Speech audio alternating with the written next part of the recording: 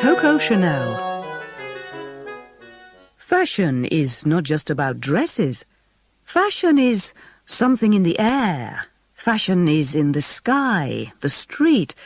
Fashion is about ideas, the way we live, what is happening. Coco Chanel. At the start of the 20th century, the idea of women in business seemed crazy. In those days, men held all the positions of power and made all the decisions about money. They believed that a woman's place was in the home, looking after her children, cooking for her family, and managing the house. If a woman needed to work, she could perhaps find a job in a shop or in a factory, but she had no chance of working as a businesswoman or a banker or a lawyer. Women's fashions in the US and Europe at that time supported this idea of their position in society. Fashionable women wore long dresses that almost touched the ground. This made it difficult for them to drive a car, ride a horse, or even walk quickly. As a result, they needed men to arrange their travel for them. A fashionable woman was also expected to keep her skin as white as possible, to show that she didn't work outside in the sun. This meant that women spent a lot of time indoors. When they went out, they often wore large hats that were decorated with flowers, leaves, and fruit. These protected their faces from the sun and made it even more difficult for them to move around. But many women weren't happy with their position in society, and they didn't like the clothes they had to wear either. One of these people was a French woman called Gabrielle Coco Chanel. When she went into business in 1910, she planned to change the clothes that women wore. But over the next 60 years, she did much more than that, as she became the richest and most successful businesswoman of the century. Coco Chanel had no experience of business when she opened her first hat shop in Paris in 1910. She was only 27 years old, and she came from an ordinary family. When she left school, she worked for a dressmaker for a short time. Later, she tried to become a singer in a nightclub, where she was given the name Coco. Coco was an attractive young woman. She always dressed well, and she was good at making friends. Although she didn't have any money, she mixed with fashionable, successful people, and her boyfriends were often rich young army officers. One of these was a handsome young Englishman with a big black moustache called Boy Capel. When Coco asked him to lend her some money so she could open a shop, he was surprised. He had never heard of a woman in business before, but he liked the idea. "A woman in business?" he said. "That sounds fun. How much do you want?" Coco asked for enough money to open a shop in one of the best streets in Paris. "No problem," replied Boy Capel. He was so rich that he didn't care if he never got his money back. Many of Coco's customers in her first shop were her rich young women friends. They loved the simple but beautiful hats that Coco made for them. At parties, they laughed at other women who still wore hats that were covered in fruit and flowers. Soon they were asking Coco for clothes that were designed in the same simple way. Coco hated the long dresses that fashionable women wore, and so she was happy to make dresses and skirts that were much shorter and reached just below the knee. She also persuaded her customers to wear loose jackets and blouses that allowed them to breathe more easily. Again, the rich, fashionable young women of Paris loved Coco's new ideas, and her shop started to do well. In 1913, Coco asked Boy Capel for more money because she wanted to open a second shop, this time in the French seaside town of Deauville. In summer, the streets of Deauville were full of fashionable people from all over Europe, Russian princesses mixed with English ladies and the daughters of German businessmen, and they were all looking for clothes in the latest style. After her success in Paris, Coco was sure she could offer all of them something special. She was right. The young women in Deauville loved her simple hats, loose jackets, and skirts and dresses that reached just below the knee. Coco made plenty of money in her first year in Deauville, and in her second summer she expected to do even better. But then, for everyone in Europe, everything went wrong. In June 1914, in Sarajevo, Bosnia, a young student called Gavrilo Princip shot and killed Archduke Franz Ferdinand, an important person in the Austrian royal family. 2 months later, almost all the nations of Europe were fighting one of the worst wars in history. In August of that year, the German army marched through Belgium and into the north of France. The French army was not prepared for this, and soldiers rushed to defend their country. The British army quickly came to help, but the situation looked very dangerous. Many rich French families rushed from the north of France to the expensive hotels of Deauville to get away from the fighting. Some people were frightened, but most were in a good mood. "Don't worry," they told each other. "The war will be finished by Christmas." But after a few weeks, it was clear that they were wrong. More and more men left Deauville to go and fight in the French army. Soon the expensive hotels were changed into hospitals, full of soldiers who had been hurt in the fighting. The rich French women of Deauville saw that it was their duty to help the French army, and many of them took jobs as nurses in the hospitals or did other kinds of war work. But after a few days, they realized that it was impossible to work in their long dresses. They looked around for different things to wear. "Where can we find clothes that are stylish, but will also allow us to work?" they asked each other. They found the answer in Coco Chanel's new shop. Her simple hats, loose jackets, and straight skirts were just what these women needed. They were stylish, but they also allowed women to move around quickly. Coco was soon selling clothes as fast as she could make them. A year later, in the summer of 1915, Coco had worked so hard for so long that she was ready for a holiday. So Boy Capel took a break from his job with the British Army, and together they went to Biarritz in the south of France. The mood in this seaside town was very different to the mood in Deauville. In Deauville, everyone spent all their time worrying about the war. In Biarritz, people just wanted to have a good time and to forget about it. The town was full of young army officers who were spending a few days away from the fighting with their wives and girlfriends. There was dancing in the big hotels every night. The shops and restaurants were always busy. But the war meant that it was hard for women in Biarritz to find the sort of fashionable clothes that they wanted. Coco immediately saw a business opportunity.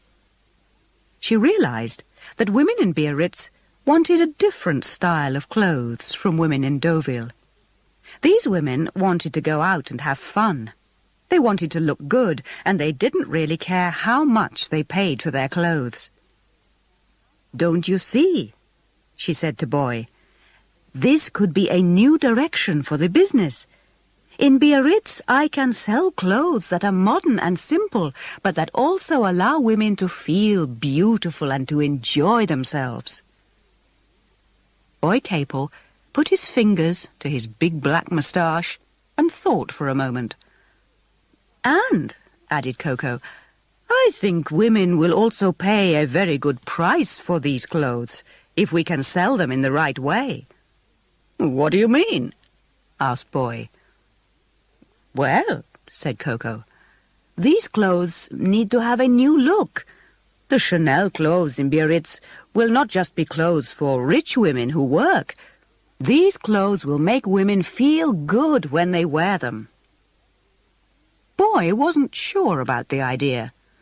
"But where will you get the cloth for these clothes?" he asked. "No other designer can get cloth at the moment. We are in the middle of a war, you know." "Don't worry about that," said Coco. "I'll find the cloth. I just need the money." "Money?"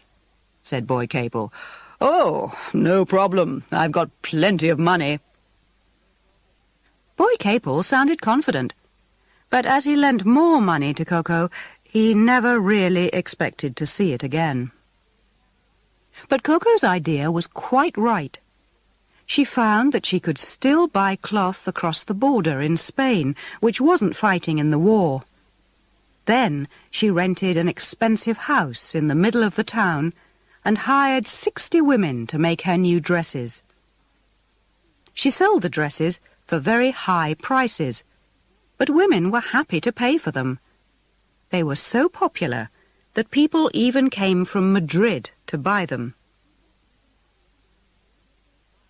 For the next 3 years, Coco travelled between her 3 businesses in Paris, Deauville and Biarritz, while the First World War continued in the north and east of France. By 1916, over 300 people were working for her. She soon made so much money that she could pay back Boy Capel all that she had borrowed. Coco had been lucky, because the war had given her a chance to make her new designs popular. But she had also shown that she could recognize business opportunities and that she could change her style to suit her customers. When the war finished, in November 1918, Coco was ready to start the next and most successful part of her business life. The First World War completely changed European society. Millions of young men had been killed, and women now had a much more important position in society. Women had shown that they could work in offices and factories while men were fighting in the war. In many countries, women were now allowed to vote for their government for the first time. By the start of the 1920s, women had realized that they could be different from their mothers.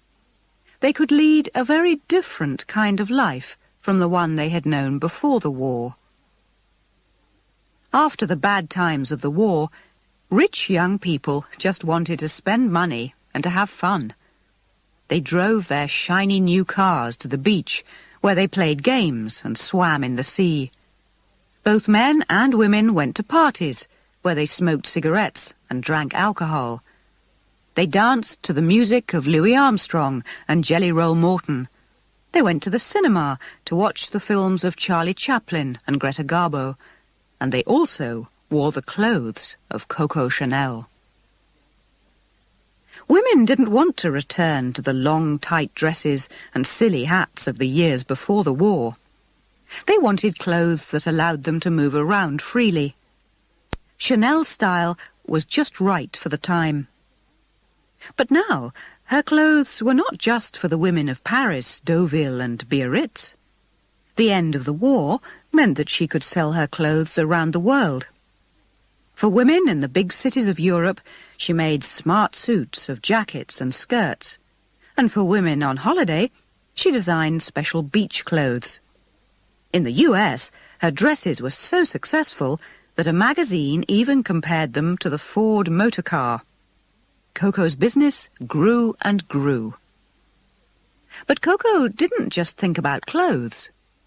She realized that women couldn't always wear diamonds and other expensive jewelry when they went out, so she started making jewelry that looked real but was made from cheap materials.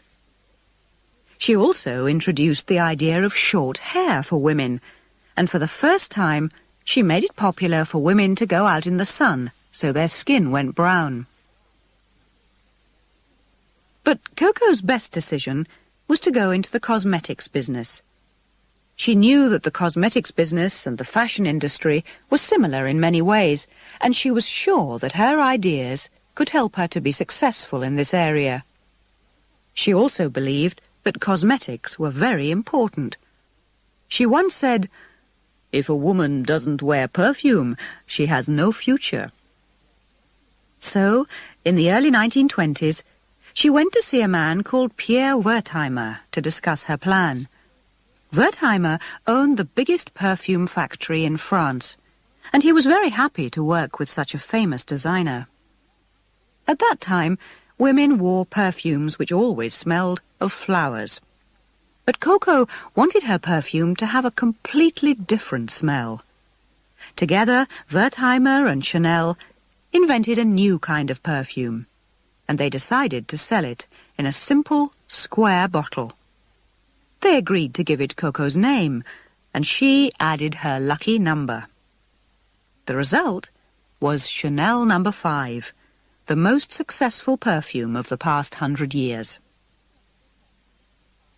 As Coco grew richer and more successful, she mixed with the most famous people of the time. She loved to be with artists, and she made clothes for shows at theatres in Paris, where she worked with Jean Cocteau, Pablo Picasso, and Sergei Diaghilev. These people all admired Coco's work and understood what she was trying to do. Coco worked in fashion according to rules that seemed to have value only for painters, musicians, and writers, said Jean Cocteau. But Coco didn't just mix with artists. She often went to parties where she met important people like the future King of England, the Prince of Wales, and Britain's future war leader, Winston Churchill. And after her boyfriend of the war years, Boy Capel, was killed in a car crash, she was often seen on the arm of rich Russian and English lords. For Coco and her friends, the 1920s were the happiest 10 years of the 20th century. But the good times suddenly ended in October 1929, when the stock exchange in Wall Street, New York, crashed. Share prices fell and fell and fell. The world economy was badly damaged. Thousands of businesses closed, and millions of people lost their jobs. For most people, the Wall Street crash was a disaster, but not for Coco Chanel. While ordinary people suffered, the richest people in the world still had money, and they still wanted expensive, fashionable clothes. Instead of making cheaper, simpler clothes, she started to design even more expensive clothes and to use real diamonds in her jewellery. Coco had remembered the lesson of Biarritz. In times of trouble, the secret of success is to help people to forget their problems. In these bad times for the world economy, other successful people remembered the same secret. One of these people was the great Hollywood film producer Sam Goldwyn. As ordinary people in America got poorer and poorer, he realized that they wanted to see films about a different kind of world. They wanted films that showed the wonderful lives of rich, beautiful people. They wanted to go to the cinema and get away from their problems. Goldwyn decided that people in his films should wear the best and the most expensive clothes in the world. And so he went to the top fashion designer in the world, Coco Chanel. Coco understood his idea immediately, and she was interested. "How much will you pay me?" she asked. $1 million, said Goldwyn. With an offer of so much money, how could Coco refuse? She went to Hollywood, she met the film stars, and then she started work on their clothes. Everyone waited to see the results. The first film was called Tomorrow or Never, and its star was Gloria Swanson. In the film, her clothes were beautiful, but they were quite simple. When the film was shown in the US, people were surprised. They had expected something more for $1 million. When an American newspaper wrote about the film, it said, "Chanel wants a lady to look like a lady. Hollywood wants a lady to look like two ladies." Chanel kept the money, but Sam Goldwyn decided not to use her clothes again. Back in Paris, Coco had more problems. The French economy was in a very bad state. People without work wanted jobs, and the people with jobs wanted more money. Bosses like Coco had everything, while it was hard for many French people to feed their families. In the middle of the 1930s, Coco's business employed around 4,000 people. She thought she was good to the people who worked for her, but some of them had a different opinion. In 1936, 50 of her workers stopped work and sat down in one of her factories in Paris. Coco put on her best suit and rushed to speak to them, but they had locked the door of her factory and she couldn't get in. Coco was very angry. How could they do this to her? She and her workers argued and argued, but they couldn't agree on a solution to their differences. Coco's reply showed that she was a very tough businesswoman. She sacked 300 of them. But still they refused to change their minds. Coco now had an even more serious problem.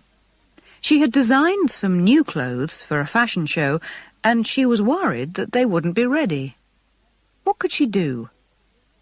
She decided to give her workers what they wanted, but she never forgot what they had done to her. At around this time, Coco started to go out with a rich German man called Hans Gunther von Dinklage. She always called him Von D. Nobody knew exactly what Von D was doing in Paris, but many people thought that he was a spy for Germany's Nazi government. This didn't worry Coco, and the two of them started to live together in the expensive Paris Ritz Hotel. But while Coco and Von D enjoyed their life, Europe moved closer to war. In 1938, Hitler's German army marched into Czechoslovakia. The next year, the Germans marched into Poland, and the Second World War began. Although Coco's business had done well in the First World War, she decided that she didn't want to work through another war. Perhaps she was still angry with her workers after the problems of 1936. Or perhaps she had just had enough of business. But for whatever reason, in 1939, Coco closed her fashion business and all her workers lost their jobs. Many people were angry with her and asked her to change her mind, but she simply told them, "This is no time for fashion." Through the winter of 1939 and into 1940, the French people waited and worried. In 1940, the German army arrived and took control of Paris. Many French people started secret groups and continued to fight the Germans, but not Coco. She was happy in her rooms at the Ritz Hotel with her German boyfriend, and she just wanted to enjoy her life. The war hadn't closed the theatres and shops of Paris, so she could still go out and do what she wanted. But as her fashion business was now closed, she needed to find other ways of making money. She knew that her perfume, Chanel No. 5, was still very popular with the French and German women who were living in Paris. She also knew that her partner in the perfume business, Pierre Wertheimer, had left France to get away from the war and was now living in the US. Coco thought she saw an opportunity to take control of the whole perfume business. But although Wertheimer was on the other side of the Atlantic, he was not going to allow this to happen. Chanel No. 5 made him so much money that he didn't want to lose control of it. Coco, Wertheimer, and their lawyers started to argue about it. But while Coco and Wertheimer fought for control of Chanel No. 5, the Germans were slowly losing control of the war. In June 1944, the British and the Americans landed on the beaches of the west of France and started to move towards Paris. 2 months later, they were just outside the city. The Germans realized that they were beaten and started to leave. The people of Paris opened the doors of their houses had parties, and danced in the streets. But Coco wasn't so happy. She knew that many French people were angry with people who had helped the Germans in the war, and they wanted to punish them. Would they want to punish Coco?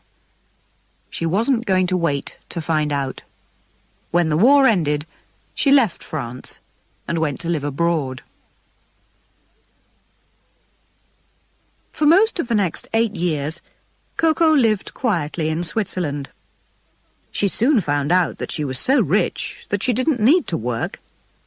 She continued to argue with Pierre Wertheimer about the control of Chanel No. 5 from her new Swiss home. But when he returned to France after the war, they found a way to solve their problems. Wertheimer kept control of the perfume business, but he agreed to pay Coco 2% of the money from sales of the perfume around the world. This meant that Coco was now earning around $1 million a year, and she didn't even have to get out of bed in the morning.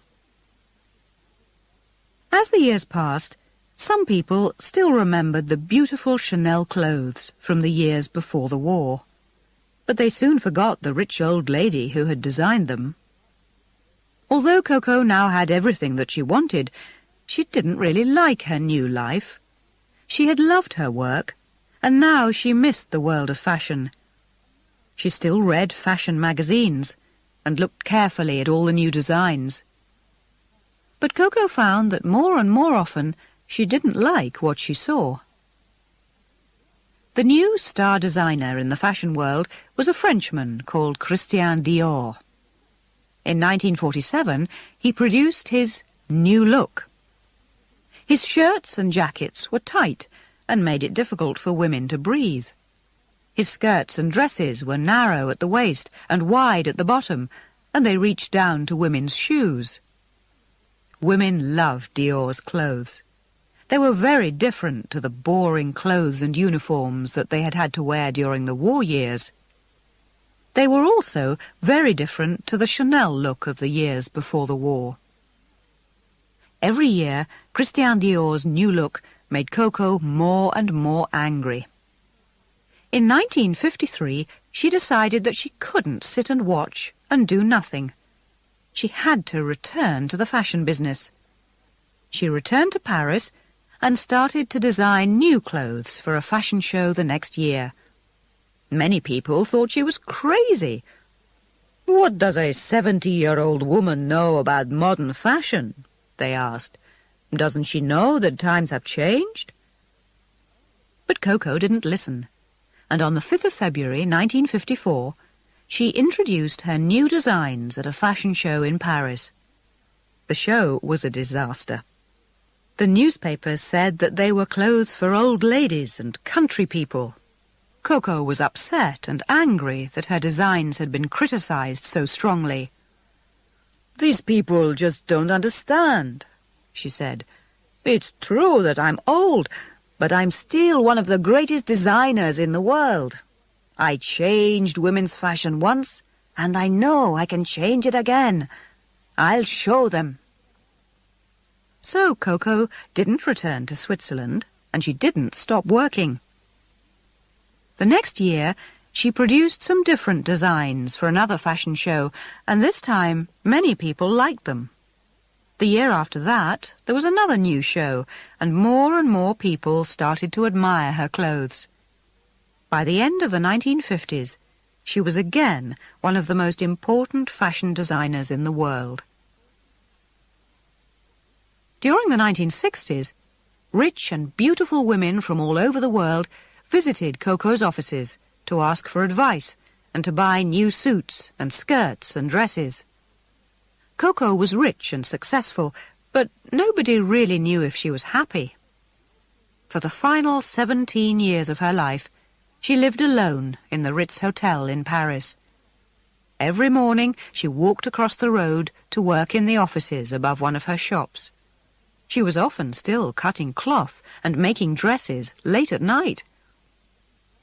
Why did she work so hard? She once said, "Work has always been a kind of drug for me."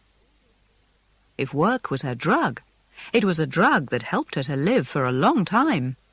She was still designing new clothes for the world's top women when she died in 1971. She was 87 years old. Today, Chanel is still one of the most important names in fashion and cosmetics. But the modern House of Chanel is very different to Coco's old company.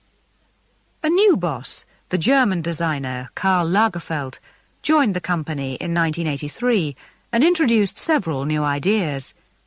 He saw that the company could use Chanel's famous name to sell many different products all over the world.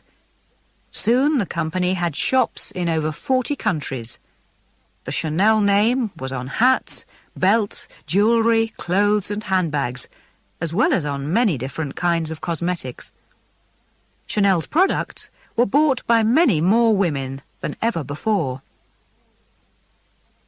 But if Coco was still alive today, she would probably be pleased with many things about the modern company.